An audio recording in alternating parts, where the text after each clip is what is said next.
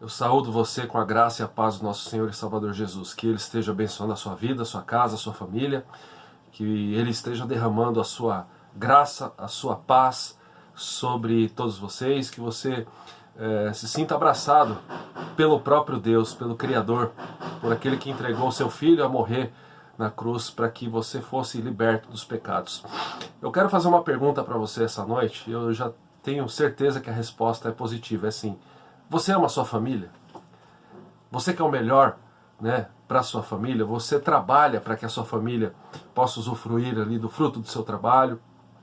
Você gostaria que a sua família tivesse desenvolvimento em todas as áreas, na área emocional, na área física, na área econômica e financeira?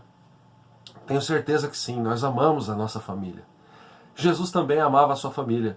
Mas eu quero trabalhar com você uma grande questão aqui que a Bíblia nos mostra, né? Eu quero trabalhar a seguinte questão, a seguinte verdade bíblica. Se você ama a sua família, você ama a igreja. Eu vou dizer mais uma vez aí para você fixar bem. Se você ama a sua família, você ama a igreja. Não tem condições de um cristão não amar a igreja.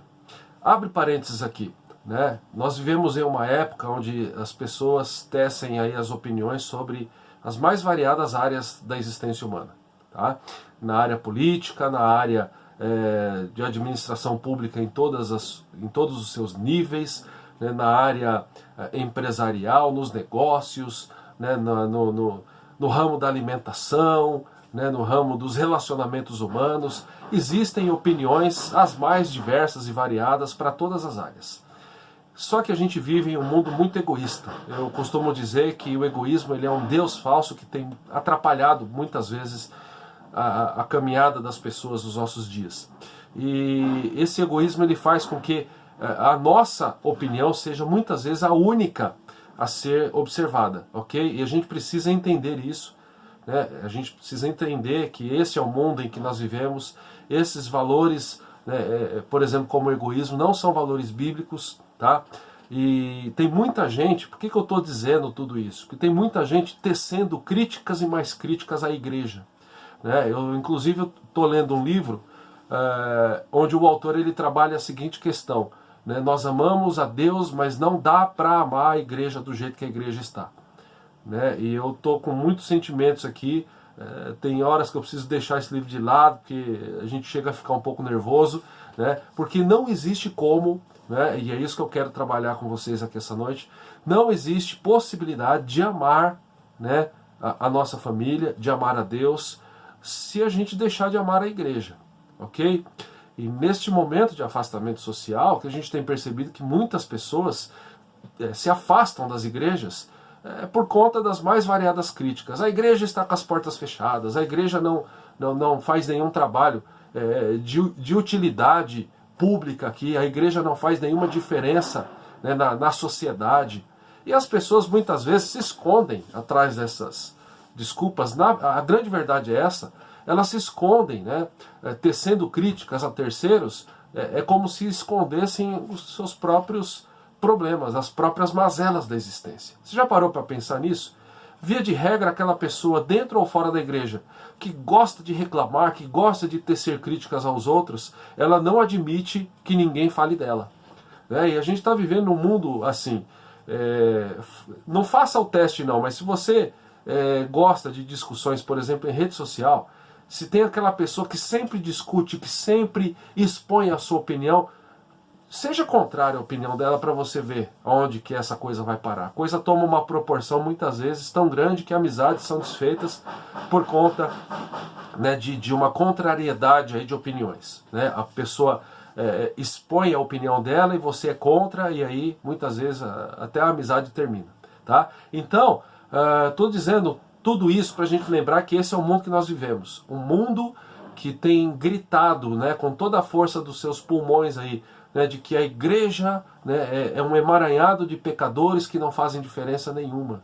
É verdade, nós somos um conjunto de homens e mulheres que ainda cometem atos de pecado. Mas eu, mais uma vez, quero dizer para você, se você ama a sua família, você vai amar a igreja. E eu quero trabalhar um texto muito interessante. Abra sua Bíblia no Evangelho de Mateus, capítulo 12, Eu vou ler o verso 46 até o verso 50. Né? Mateus capítulo 12, a partir do 46 ao 50, texto que nos diz assim: Falava ainda Jesus ao povo, e eis que sua mãe e seus irmãos estavam do lado de fora, procurando falar-lhe. Imagina Jesus falando, né? Eu imagino em um local aqui fechado, né? Um recinto de um tamanho médio, Jesus falando, e muita gente ali observando, um recinto bem cheio. E alguém lhe disse, verso 47, tua mãe e teus irmãos estão lá fora e querem falar-te, querem falar com você. Porém, Jesus respondeu ao que lhe trouxera o aviso, quem é minha mãe e quem são os meus irmãos?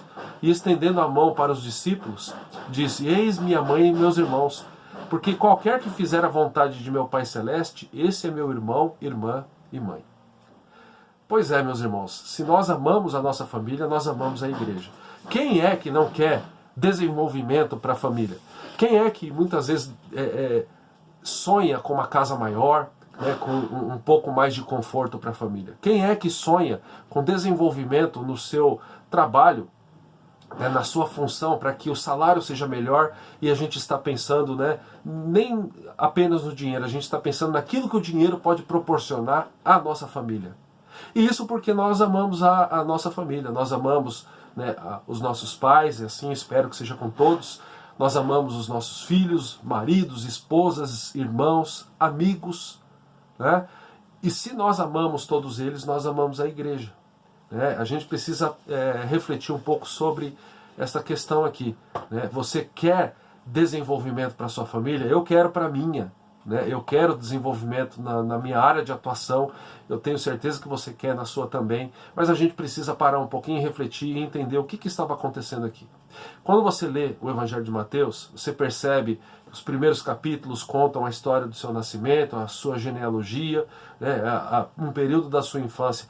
Lá a partir do capítulo 10 eu acho muito interessante, porque ali Jesus ele convoca os discípulos, ele chama alguns homens a serem os seus discípulos, ou seja, os seus seguidores, aqueles que iriam de fato estar ali próximos dele e iriam aprender ali a sua vida. Eu gosto muito da definição de discípulo do Kate Phillips, que diz que o discípulo é aquele que olha para o seu mestre, e o discípulo cristão então é aquele que olha para Jesus e copia dele e aprende sobre o seu modo de falar, o seu modo de agir, aprende sobre o seu estilo de vida e ele absorve isso na vida dele, porque ele precisa ser um seguidor de Jesus. Ao mesmo tempo em que ele absorve isso para ele, ele passa para outras pessoas, ou seja, ele ensina outros a serem seguidores de Jesus Cristo, assim como ele é. E Jesus então, ele convoca ali homens e ele mostra que ser um seguidor de Jesus Cristo é algo que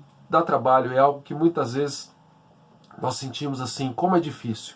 Eu me recordo de que alguns anos atrás eu conversava em uma escola bíblica, em uma igreja, não é aqui na Getsemane, foi algo que está aí dentro da minha história, na minha história pessoal, mas que me marcou. Enquanto eu estava com a revista da escola dominical conversando sobre discipulado, um irmão ficou indignado e disse, pastor, se ser discípulo de Jesus é isso, é muito difícil e isso me desanima. E eu parei por um instante e falei, meu irmão, você está coberto de razão, ser discípulo de Jesus é difícil mesmo. E se você lê a Bíblia, você percebe isso. Sabe por quê, meus irmãos? Porque a gente vive nesse mundo egoísta. Esse mundo que diz assim, você nasceu para ser um vencedor, você nasceu para que todas as suas vontades sejam estabelecidas, você é o rei, você é o cara. E quando a gente lê o Evangelho, a gente percebe que quem é o rei, né, não sou eu, é Jesus. Né, de quem é o cara, do sentido de quem é aquele em quem nós nos espelhamos, né, não é um homem qualquer, é o próprio Deus que se fez homem, que habitou entre nós, Jesus Cristo. É que quando a gente percebe, né, esse mundo egoísta está dizendo e gritando com a força dos seus pulmões, né, você, né, deve fazer a sua vontade ser estabelecida. E quando a gente abre a página da Bíblia, a gente percebe, a gente deve fazer a vontade de Deus. Né, e isso é sucesso. E Jesus ele diz isso aqui nesse texto. Então, mas é muito interessante a gente perceber que ao mesmo tempo em que o mundo, em que esta cultura que na sua grande maioria ainda não vive de acordo com os valores do reino de Deus, com os valores do Evangelho, e aí entra a importância da igreja, né? É um mundo onde diz assim que a gente deve valorizar a família. Né? Lembra da propaganda de margarina, né? A propaganda que mostra aquela família bem estabelecida, aquele café da manhã, todos alegres e sorridentes, né? E aí a marca da margarina, da manteiga, dizendo isso é vida, isso é felicidade. Então mesmo esse mundo que desconhece, né, o fato de que nós não vivemos, né, para que a nossa própria vontade seja estabelecida, mas o cristão é aquele que vive para que a vontade de Deus seja estabelecida, né?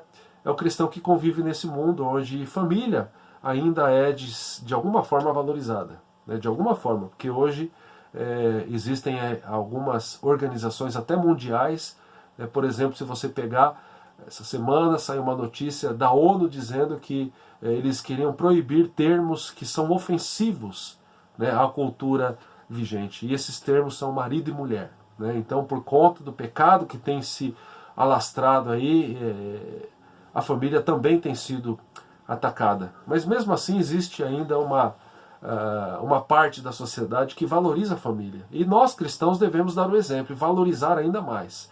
Abre parênteses aqui. Aqui na cidade de Botucatu, nossa cidade, nossa terra, nós ouvimos, né, das autoridades aqui, da pessoa do próprio prefeito, algo muito interessante. As igrejas da cidade deram um exemplo para a sociedade do que é ter cuidado com as pessoas.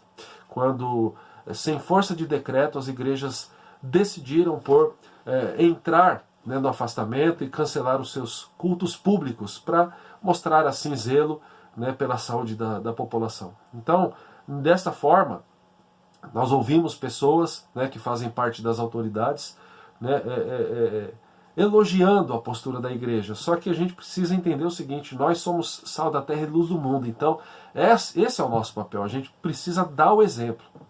Então, se você sonha com uma vida melhor para que a sua família, né, seja uma família cada vez mais feliz, você ama a Igreja de Jesus Cristo. Né? Você precisa entender o seguinte, né? Jesus, né, ele deu a vida pela sua igreja. Jesus enfrentou oposição, né, por viver para fazer a vontade de Deus. Né? Certo comentarista bíblico, falando desse texto, ele diz aqui que em Mateus 12 fica claro, né, que até a família de Jesus, né, era uma oposição contra a realização da vontade do Mestre. Né?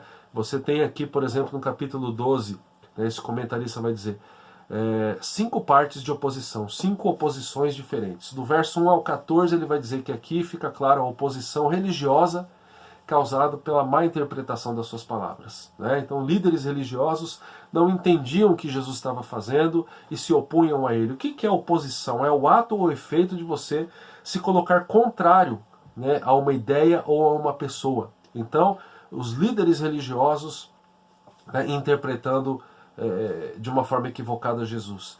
Segunda oposição que ele enfrentava, do verso 15 ao 21, a oposição religiosa que leva Jesus a se retirar. Do verso 22 ao 37, a oposição religiosa que compara Jesus com Satanás. Tem gente fazendo isso até nos nossos dias. Do verso 38 ao 45, a oposição religiosa motivada pela incredulidade. E do verso 46 ao verso 50, nos parece aqui, e parece de acordo com esse comentarista bíblico, a oposição familiar. Agora, um outro comentarista diz, por que Jesus age dessa maneira? A impressão que dá é que Jesus está menosprezando a sua família. Né? E por que a família de Jesus foi procurá-lo? Se você percebe, já no capítulo 11, né, no final do 10, do 11, Jesus ele está em movimento, Jesus está saindo, pregando nas cidades, levando a cabo o seu ministério, né, levando o seu objetivo de evangelizar, de falar da salvação em Deus, né, através da sua pessoa. Ele está dizendo que ele é o Cristo. E ele leva essa mensagem às cidades. E ele não está ali com medo da oposição. Ele está ali crente de que a vontade dele, né, está ligada à vontade do Pai. Né? Em João capítulo 4 ele diz, a minha fome, quando os discípulos, né, o perguntam depois de um dia exaustivo de atividades, mestre, o Senhor está com fome? E ele diz, a minha fome consiste em fazer a vontade daquele que me enviou. Eu estou aqui porque eu tenho um propósito e eu vou levar a cabo esse propósito. E esse propósito, a gente já estudou em outras ocasiões, é levar ali o ministério da palavra e também o ministério da reconciliação com Deus, com o Pai.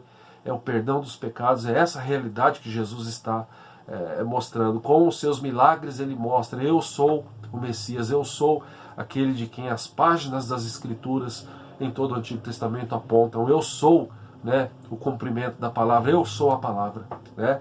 E aqui, então, por conta de toda essa oposição, né, outro comentarista bíblico vai dizer: por que a sua família o procura? Né? E algumas preocupações aqui saltam à vista. A família sabia que os opositores de Jesus o consideravam um endemoniado. Imagine você que você tem um irmão e o seu irmão está por aí pregando. Se coloque no papel dos irmãos de Jesus, né? E você sabe que o seu irmão está em um local onde muita gente está ouvindo, e dentre esta multidão de pessoas que estão ouvindo o seu irmão, muitos o consideram endemoniado. Até alguns amigos, né, pensavam que ele está fora de si. A família naturalmente sentia uma grande preocupação. Então talvez por isso, né, a família o procura.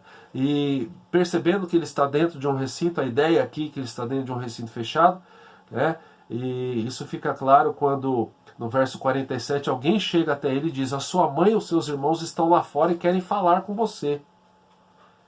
E aí, ao invés de Jesus ele parar e correr para sua mãe, ele deixa claro qual é ali a sua prioridade. Ele diz assim: quem é minha mãe e quem são os meus irmãos? E ele estende a mão aos discípulos que estavam ali juntamente com a multidão e diz: estes são a minha mãe, estes são os meus irmãos.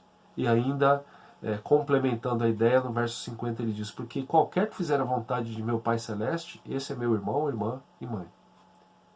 Jesus está abrindo mão do amor que ele tinha com a sua mãe e com seus irmãos? Não. Ele está dizendo ali que a prioridade dele, a preocupação dele, não era a preocupação de preservar a sua vida e nem a sua família, né? A preocupação de Jesus era fazer a vontade do Pai. E aqui a gente tem um ensino muito profundo, né, sobre a questão do discipulado. Se eu sou discípulo de Jesus, se você, meu irmão, minha irmã que está aqui, ouvindo essas palavras, se você é um discípulo de Jesus, você deve ter a preocupação de olhar para a sua própria vida, de fazer uma avaliação se a sua vida demonstra, né, esta preocupação e esta prioridade de seguir o Mestre. A sua agenda demonstra isso? Você tem tempo para deixar claro para as pessoas, e mesmo em segredo, para que o Pai que te vê em segredo, ele olhe para a sua agenda e perceba que é prioridade para você comunhão com Ele? Né? Se você ama a sua família, você ora com a sua família, você lê a palavra com a sua família, ou você fica na teoria, no sentido, eu amo, mas na verdade eles nem têm a sua presença porque você trabalha tanto, se dedica tanto, que quando você chega em casa você quer o tempo apenas para você. Amar a família é algo importante, é mandamento. Lembra que no livro do Êxodo, lá no capítulo 20, no texto dos 10 mandamentos, honra teu pai e tua mãe. Esse é o primeiro mandamento com promessa, para que os seus dias na terra sejam prolongados, para que você tenha a vida longa. Então a gente precisa honrar os nossos pais, mas a gente precisa entender aqui que a prioridade, né, o nosso chamado principal é amar a Deus, acima de todas as coisas. E se você ama a Deus, você vai ter como consequência disso, né, o fato de amar a família. E mais uma vez eu quero trabalhar essa questão. Se você ama a sua família, se você é aquele pai, aquela mãe que diz e que também grita a plenos pulmões e demonstra o amor aos seus filhos, você vai levar os seus filhos para mais perto de Jesus. Se você é pai, aqui uma palavra para os pais. E se você se preocupa, né, com a sua espiritualidade, a espiritualidade da sua família, você vai fazer com que a sua família esteja presente na igreja. Mesmo que você tenha o desejo de no final de semana, de no domingo, olhar para esse dia de sol e falar: eu quero aqui privilegiar a vida da minha família, eu quero curtir esse dia. Antes disso você vai ter um momento onde você, como pai, como sacerdote de Deus no seu lar, você vai levar a sua família para mais perto de Jesus. Tem muito pai negligente nesse sentido, tem muita mãe negligente nesse sentido. Parece que o objetivo principal da vida virou o tema o título de um filme muito antigo, lá, Vivendo a Vida Doidado, né? E a gente muitas vezes se esquece de que nós fomos chamados a Jesus. Ele entrou na nossa vida, ele entrou na nossa história, e existe um propósito para isso. Esse texto ele tem uma grande lição. Às vezes a gente fala que o sermão presbiteriano tem que ter 3 pontos, e quem foi o professor que ensinou esta forma de se pregar a palavra, ele não dizia isso, ele dizia: o sermão tem quantos pontos o texto tiver, e eu acredito que nós temos um grande ponto aqui, ou uma grande lição. E essa grande lição, ela está muito clara aqui no verso 49 e no verso 50. Se nós somos discípulos de Jesus, a grande lição, né, desta mensagem, né, deste dia onde a gente está aqui, é o seguinte: Jesus procura homens e mulheres dispostos a obedecer à vontade do Pai. E aqueles que têm neste fim o objetivo maior das suas vidas. Jesus está procurando pessoas que têm um objetivo principal na vida.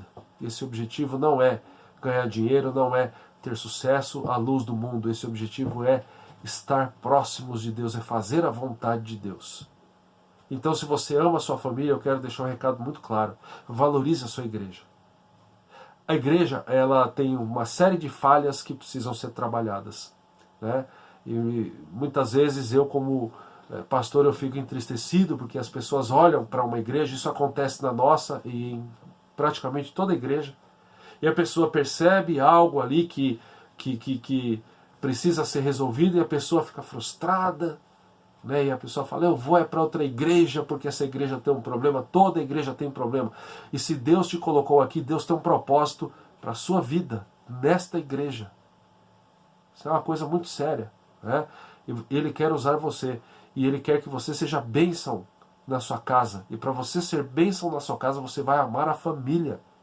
Jesus aqui, ele olha para aquela multidão, ele olha para a pessoa que provavelmente foi convidada ali pelos seus irmãos ou pela sua mãe. Vá até ele, diga que nós estamos aqui.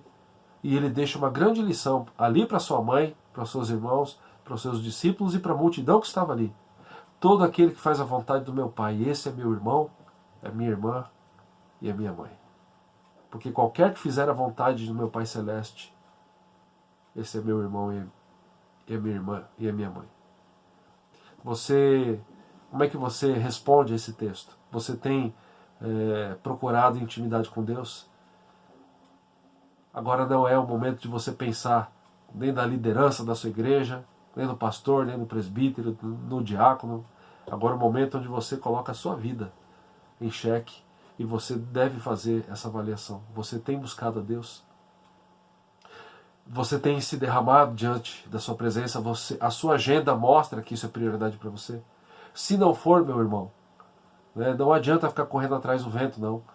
Se você não tem essa prioridade, eu convido você a fazer essa avaliação, e a partir de hoje, você ter tempo na sua agenda, você ter tempo no seu dia para buscar a Deus. Porque se você ama a sua família, e eu tenho certeza que você ama, isso vai ficar muito claro no amor que você tem pela igreja de Deus, na igreja de Jesus Cristo, na igreja que é guiada pelo Espírito Santo, na igreja que ela é aquela que preserva, aquela que é a detentora da verdade do Evangelho.